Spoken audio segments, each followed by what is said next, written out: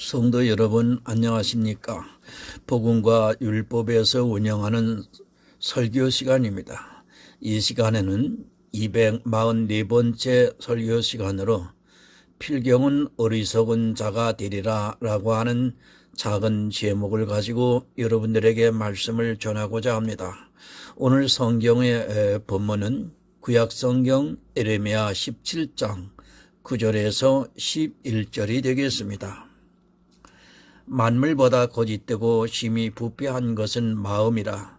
누가 능히 이를 알리오마는 나 여호와는 심장을 살피며 폐부를 시험하고 각각 그 행위와 그 행실대로 보응하느니 불의로 치부하는 자는 자고새가 낳지 아니한 알을 품은 같아서 그 중년에 그것이 떠나겠고 필경은 어리석은 자가 되리라.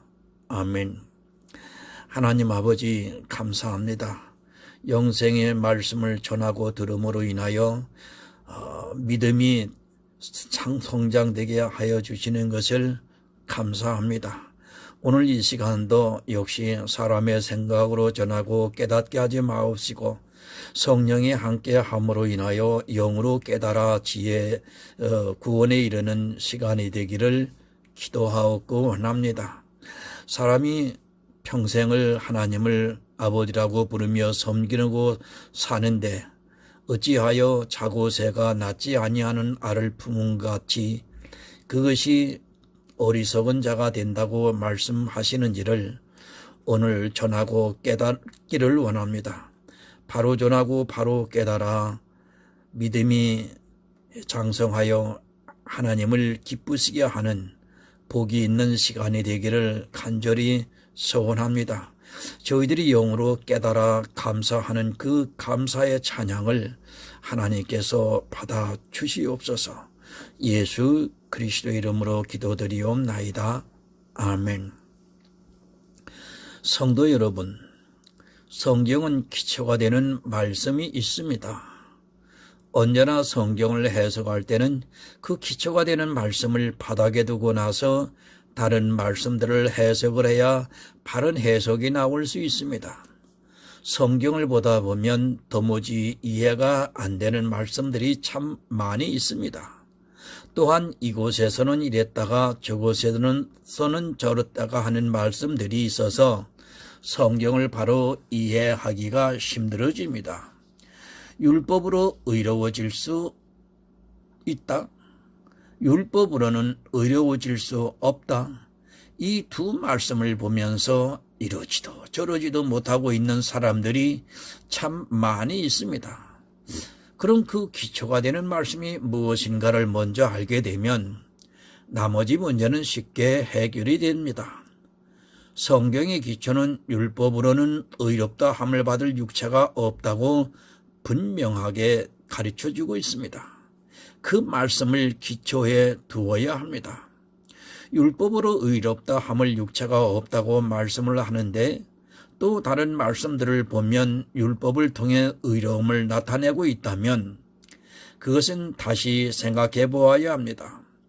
우선 기초가 되는 말씀은 절대로 흔들려서는 안 되고 그 말씀이 흔들리는 순간 모든 것이 다 뒤죽박죽 되어서 이제 성경 자체가 불신을 갖게 되고 성경을 과연 보아야 하는가 하는 의심이 들기 시작을 합니다. 율법을 지켜야 하는가 하는 문제도 사실 심각합니다. 그러나 로마서에서 율법은 죄를 깨닫게 하기 위해서 주셨다는 그 말씀에 기초를 두면 얼마든지 율법을 폐할 수 있습니다.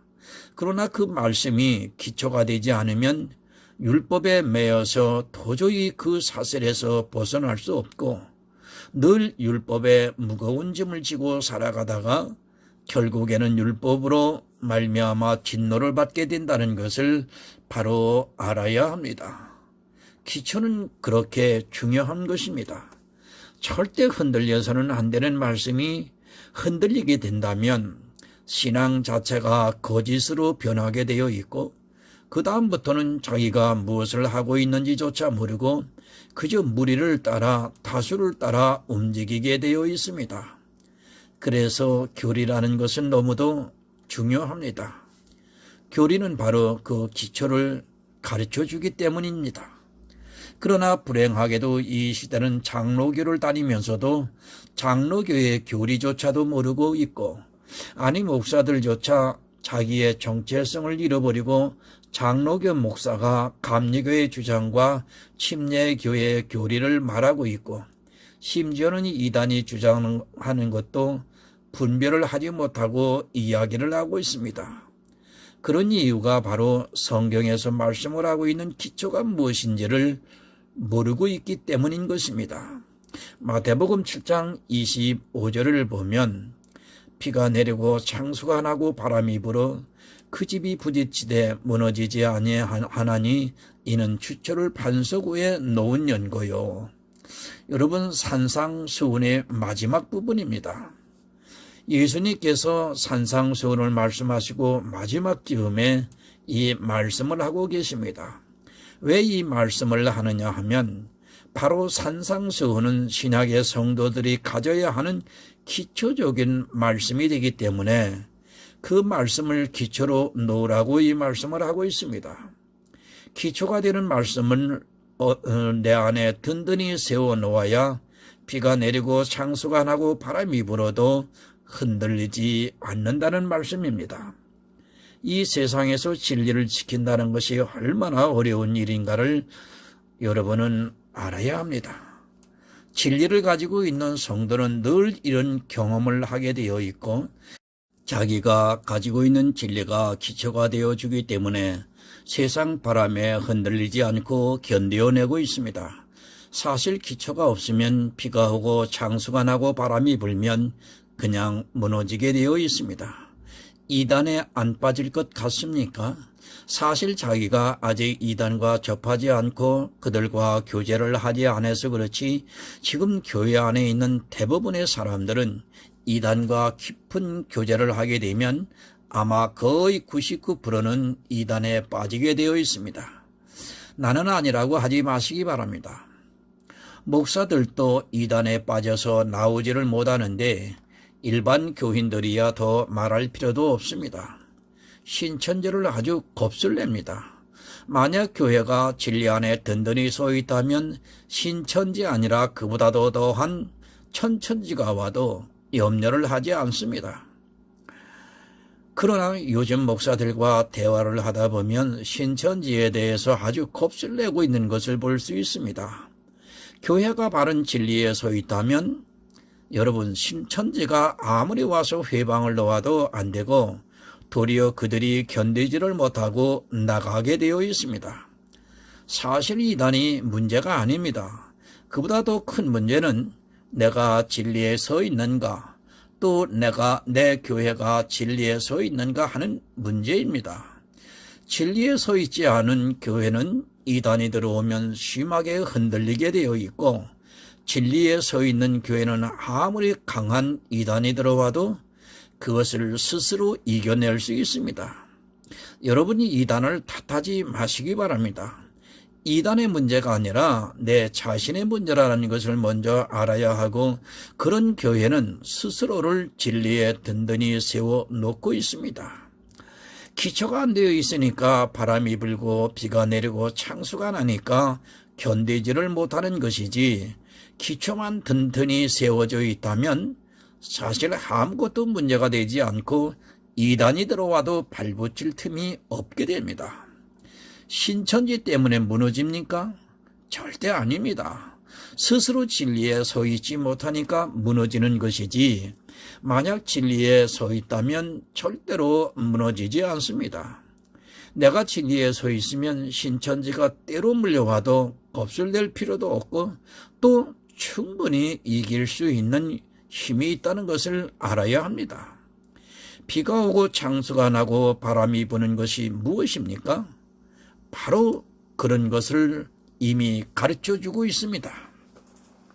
그러나 교회가 기초가 안 되어 있으니까 신천지가 자기 교회에 들어올 것을 겁을 내고 있고, 이단들에게 대항을 못하고 스스로 움츠려들고 있습니다. 솔직히 이 시대의 바른 교회가 진리에 서 있는 교회가 있다면, 정말 자신이 있다면 신천지와 공개 토론을 해도 충분히 대적을 할 수 있다고 저는 믿고 있습니다. 외부의 문제가 아닙니다. 이 세상을 살아가다 보면 늘 비가 오게 되어 있고 때로는 창수가 나서 넘치게 되어 있고 견디기 힘든 바람이 불어올 때가 있습니다. 그런 일들을 늘 있을 수밖에 없는데 그것에서 이길 수 있는 힘은 바로 성경에서 기초를 다져 놓는 것밖에는 없습니다. 성경은 오직 한 가지만을 말씀을 하고 있습니다. 다만 사람들이 마음에 기초가 되어 있지를 못하니까 여기는 이렇게 말씀을 하고 저기는 저렇게 말씀을 하는 것처럼 보일 뿐이지 실제로는 모든 말씀은 예수를 믿어서 구원을 받으라는 말씀으로 다 연결이 되어 있다는 것을 알아야 합니다. 예수를 믿어서 구원을 받는 데 있어서 문제가 되는 말씀이 있다면 그것은 내가 해석을 잘못한 것이지 성경 자체가 이랬다 저랬다 말씀하는 것은 절대로 아닙니다. 사단은 교묘하게 활동을 하고 있습니다. 사단이 얼마나 은밀한가를 알고 또 그가 얼마나 지혜로운가를 알아야 합니다. 사단은 우리를 세상으로 끌어내는 것이 아니라 교회를 못 나오게 하는 것이 아니라 교회 안에서 사망의 길로 가게 만들고 있다는 것을 알아야 합니다. 이 시대의 가장 어리석은 사람들 중에 하나가 사단이 성도를 교회 밖으로 끌어낸다고 생각하는 사람입니다. 물론 그렇게도 합니다. 그러나 사단은 결코 그런 방법을 사용하지 않고 교회 안으로 끌어들여서 그 교회 전체를 함정에 빠뜨리고 있다는 것을 알아야 합니다. 한 명, 두 명은 이렇게 죽이는 것이 아니라 사람의 마음에 꼭 드는 교회를 세워서 그 안에서 예수 그리스도의 이름을 부르게 하면서 믿음을 가지지 못하게 만들고 있다는 것을 여러분은 알아야 합니다. 교회에 오면 천국에 들어가는 줄 압니다.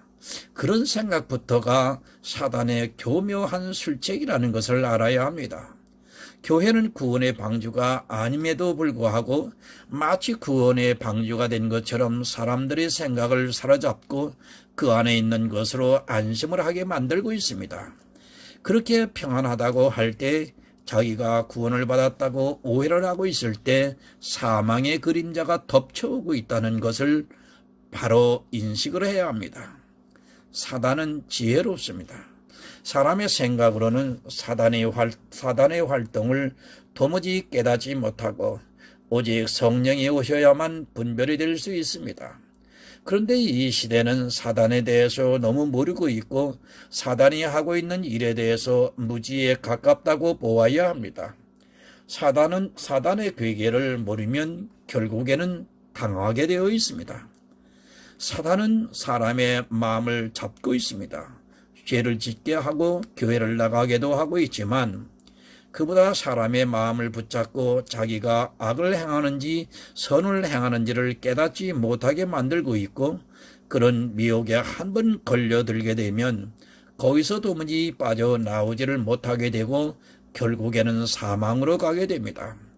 사람의 마음을 아주 교묘하게 붙들고 늘어지면서 혈과 정욕의 끈을 끊지 못하게 만들고 있습니다. 본문 9절을 보겠습니다. 만물보다 거짓되고 심히 부패한 것은 마음이라 누가 능히 이를 알리오마는. 여러분, 사람의 마음의 기초입니다. 여기서 벗어나면 차칫 경건주의에 빠져 경건의 모양을 내려고 노력을 하고 있고 가식을 하게 만든다는 것을 알아야 합니다. 하나님께서 사람의 마음을 정의한 것이 바로 이 말씀입니다. 그런데 자기 마음이 깨끗한 것처럼 가식을 하고 있는 사람들이 많이 있습니다. 절대로 사람의 마음은 깨끗할 수 없다는 것을 먼저 그 기초에 놓아야 합니다. 만물보다 거짓되고 심히 부패한 것이 사람의 마음입니다. 그런데 이 마음을 천국에 가져가려고 하는 사람들이 많이 있습니다. 그리고 교회 안에서 자기 마음이 진실되다고 이야기하는 사람들이 아주 많이 있습니다. 그러면서 자기 마음을 보이려고 어떤 행위를 하는 사람들이 있습니다. 이 모든 것이 얼마나 가식적인가를 알아야 합니다.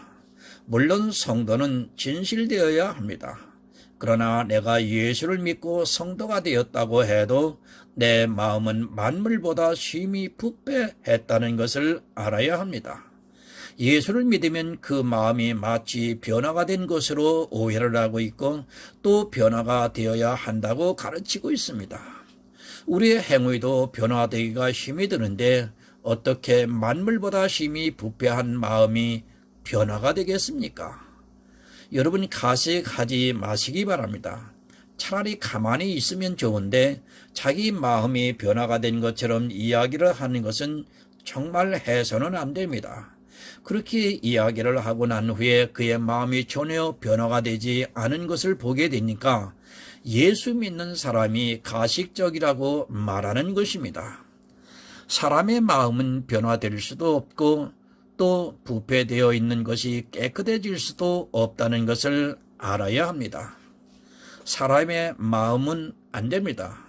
한번 썩어 있는 것이 다시 살았게 된다는 것은 있을 수 없는 일이라는 것을 아시기 바랍니다. 우리 마음이 새롭게 되는 것이 아니라 성령이 오셔서 마음에 감동을 주시니까 그 마음이 예수를 믿는 그것을 깨끗하다고 말씀을 하는 것이지 마치 우리 마음이 변화가 된 것으로 오해를 해서는 안 됩니다. 참고로 창세기 6장 5절을 보겠습니다. 여호와께서 사람의 죄악이 세상의 관영함과 그 마음의 생각의 모든 계획이 항상 악할 뿐임을 보시고, 여러분 사람의 마음입니다. 모든 생각이 항상 악하다고 말씀을 하고 있습니다. 사실 우리가 하나님을 위해서 일한다고 하는 그것 역시 항상 악하다는 것을 먼저 알아야 합니다. 물론 복음을 위해 신실한 마음을 가지고 일을 하고 있는 것을 제가 부인하고 싶지는 않습니다. 그러나 그것은 성령의 감동을 하시는 것이지 내 마음이 선해져서 그렇게 하는 것이 아님을 알아야 합니다. 어찌되었건 우리는 악합니다. 창세 이후로 사람의 마음은 늘 악한 생각만을 하면서 살아왔고 그것을 인정해야 합니다. 다만 그 악한 생각 속에 성령이 오셔서 믿음을 갖게 하시고 또한 그 은혜를 충만히 받아서 자기가 복음의 빚진 자로서 일을 하게 하시고 있을 뿐입니다. 내가 지각이 있어서 하는 것이 아니라 오직 성령의 감동임을 알아야 합니다. 나는 항상 악을 생각하고 있지만 성령이 감동을 해 주심으로 예수 그리스도를 믿고 있다는 말씀입니다. 내 마음이 변화된 것이 아닙니다. 역시 성령의 감동을 받고 있어도 내 마음은 만물보다 심히 부패해 있다는 것을 늘 생각하시기 바랍니다. 저 역시도 목사지만 내 안에 얼마나 많은 악이 생각이 되어지고 있는가를 늘 깨닫고 있습니다. 그 악에 대해서 내 스스로가 이길 수 있는 것이 아니라 성령이 나를 도와주시고 있다고 저는 믿고 있습니다. 예수님께서도 말씀을 하셨습니다. 사람이 입으로 들어가는 것이 더러운 것이 아니라 입을 통해서 나오는 것이 더럽다고 말씀을 하셨습니다. 예수를 믿건 안 믿건 이 마음이 변화가 안 된다는 것을 알아야 합니다. 우리 마음은 심히 부패한 상태로 죽을 때까지 그렇게 가는 것입니다. 그런데 이 마음을 가지고 가려고 합니다. 특히 이단 중에 안식일 교회 같은 경우에는 다른 것은 다 안 가져가도 사람의 마음은 가져간다고 주장을 하고 있습니다. 이런 사상들이 교회 안에 침투해서 자기가 이 세상에서 예수를 믿으면서 가졌던 선한 마음을 가지고 가려고 하고 있습니다. 사실 그 마음조차도 가져가서는 안 되는 것이 사람의 마음은 심히 부패했기 때문에 여러분 안 되는 것입니다. 여러분 부패한 것을 천국에 가져가면 어떻게 됩니까? 그것은 천국이 될 수 없습니다. 여러분의 마음을 가지고 천국에 들어가는 순간 그것은 천국이 아니라 이 세상과 조금도 다를 것이 없는 그런 것이 되고 맙니다. 사람은 늘 마음을 보이고 싶어 합니다. 그것이 사람에게뿐 아니라 하나님에게도 마음을 보이려고 합니다. 그것이 얼마나 악한 생각인가를 알아야 하고 또 성경에서 정의를 하고 있는 것을 인정하지 않겠다는 뜻이기도 합니다. 사람의 마음은 혈에 속한 것입니다.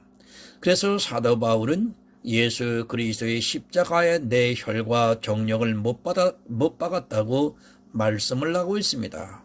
내 부패한 마음을 십자가에 못 박지 않고는 예수를 믿을 수도 없고 또한 천국에 갈 수도 없다는 것을 바로 알아야 합니다.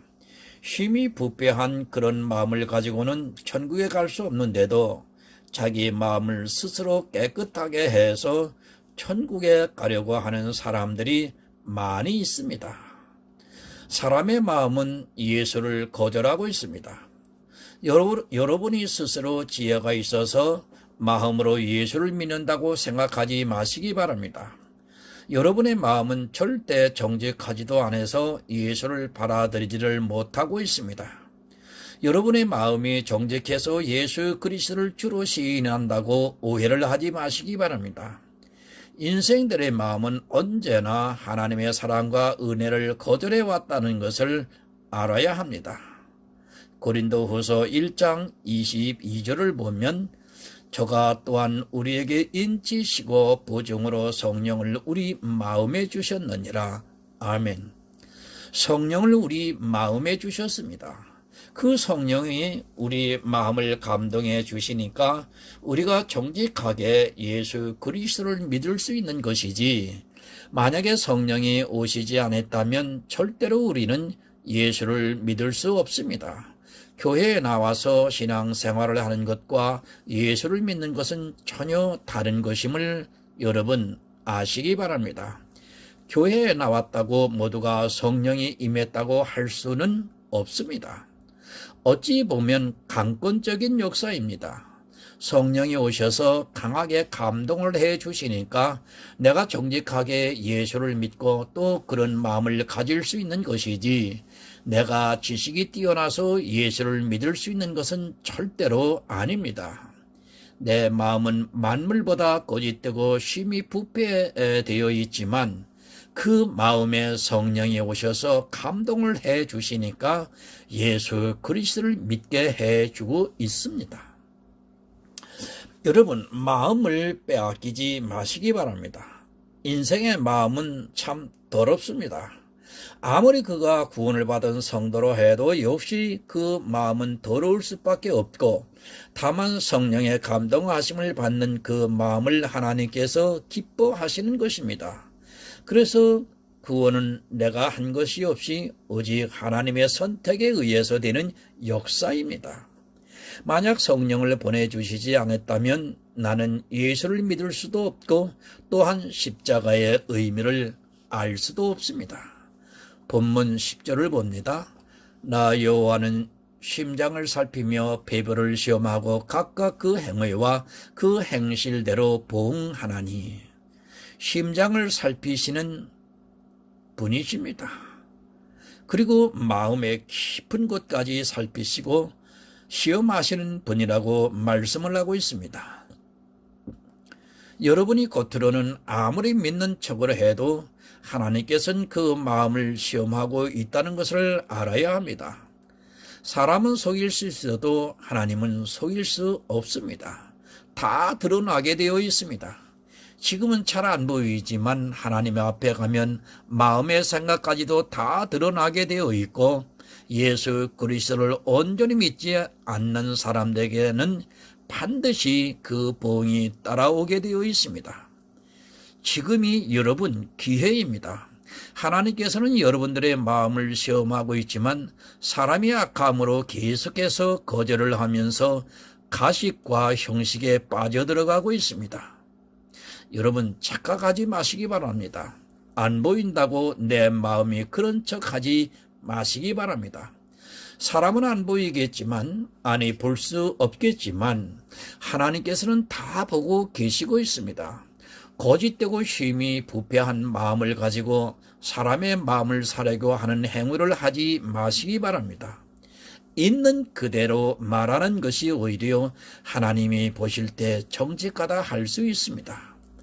영성 수련을 하고 있습니다. 그리고 그런 곳에서는 사람의 마음의 더러운 것을 끄집어내서 회개를 하고 난 후에는 깨끗해질 수 있다고 가르치고 있습니다.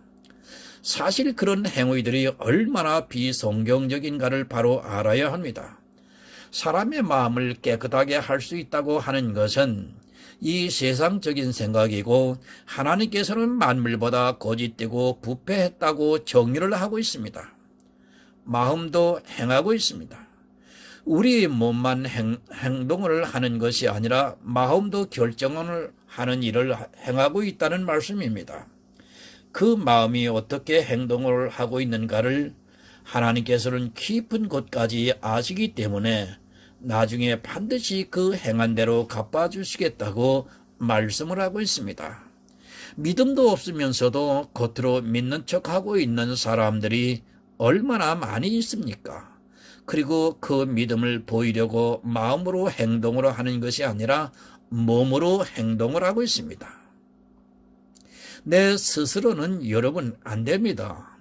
오직 성령이 오셔서 감동을 해 주셔야 가능한 일이지 내 스스로 마음을 깨끗하게 정직하게 하려고 하다가는 이 세상의 종교적인 행위에 빠져들게 됩니다. 그것이 얼마나 어리석은 일인가를 알아야 하고 그런 행위들이 세상 종교에서 많이 나타나고 있는데 어느새 교회 안에 깊게 침투를 해서 미혹을 하고 있습니다. 그리고 그런 미혹을 받은 사람들이 새로운 프로그램을 만들어서 마음을 깨끗하게 하려고 악을 행하고 있습니다. 본문 11절을 봅니다. 불의로 치부를 하는 자는 자고새가 낫지 아니한 알을 품은 같아서 그 중년에 그것에 떠나겠고 필경은 어리석은 자가 되리라. 사람의 마음은 늘 악을 행하고 있습니다. 그 악이라는 것이 이 세상에서 말하는 그런 악이 아니라 사람의 눈에는 선하게 보이는 것입니다. 바로 이것을 불의라고 말씀을 하고 있습니다. 자꾸 자기 마음을 가지고 나타내려고 하지 마시기 바랍니다. 그것 자체가 불의라는 것을 알아야 합니다. 만물보다 거짓되고 부패한 것이 사람의 마음입니다. 그런데 자꾸 그 마음을 가지고 자기를 좋게 포장을 하고 그것을 자기의 의로 만들어 가려고 하지 마시기 바랍니다. 성경에서 사람의 마음이 어떤가를 정의를 하고 있는데 그것을 가지고 치부를 한다는 자체가 얼마나 어리석은 일입니까? 그런 발생 자체가 이 세상적이고 세상은 마음을 얼마든지 깨끗하게 할 수 있다고 주장을 하고 있습니다. 사람의 마음, 성경의 정의를 인정하시기 바랍니다.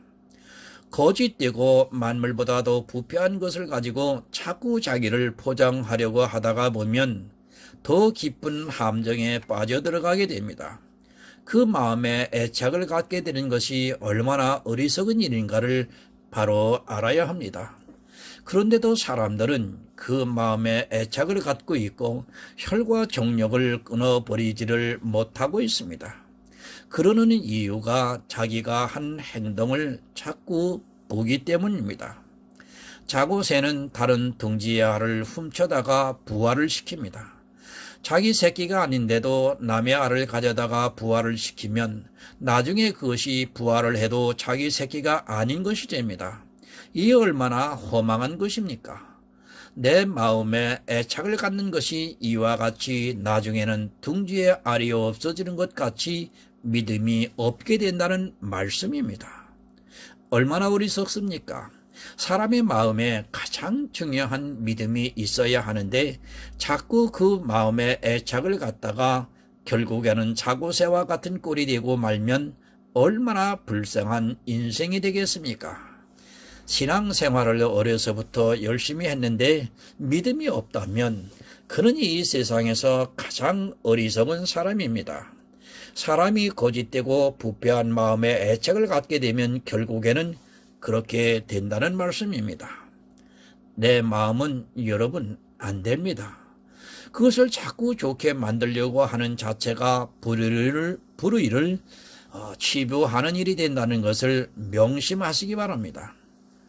사람의 마음이 아니라 오직 성령께서 오셔서 나를 감동해 주셔야지만 내 안에 정직한 마음이 생겨서 예수 그리스도를 믿을 수 있게 되는 것입니다. 정말 이 세상에서 내 마음을 십자가에 못 박지 않고는 그 마음의 모든 것에 빼앗기게 되고, 그렇게 되면 나중에 자고새와 같은 처지가 되고 필경은 어리석은 자가 된다는 말씀입니다. 마음, 혈과 육에 속한 것입니다. 이제 그것조차도 부정을 하고 오직 내 안에 새로운 영, 성령의 감동을 받아 예수 그리스도의 십자가를 온전히 믿는 성도가 되시기를 바랍니다. 그런 성도만이 예수 그리스도의 날에 하나님께서 그 마음에 성령으로 말미암아 된 믿음을 보시고 기뻐하십니다. 내 마음을 부정하고 예수 그리스도의 은혜가 충만히 임하셔서 구원에 이르는 하늘의 아름다운 성도가 되시기를 예수 그리스도의 이름으로 부탁을 드립니다. 하나님 아버지, 감사합니다. 복음과 율법을 비유를 통해서 자고새에 대해서 말씀을 전했습니다. 하나님, 정말 보혜사 성령께서 함께 하심으로 이 시간에 함께한 우리 모두의 심령에 성령이 충만히 임하셔서 모든 하나님의 말씀을 영으로 깨달아 알아가게 하여 주시옵소서. 그래서 천국을 사모하는 하나님의 의로운 자녀들이 많이 탄생될 수 있기를 간절히 바라오며 예수 그리스도의 이름으로 기도드리옵나이다. 아멘.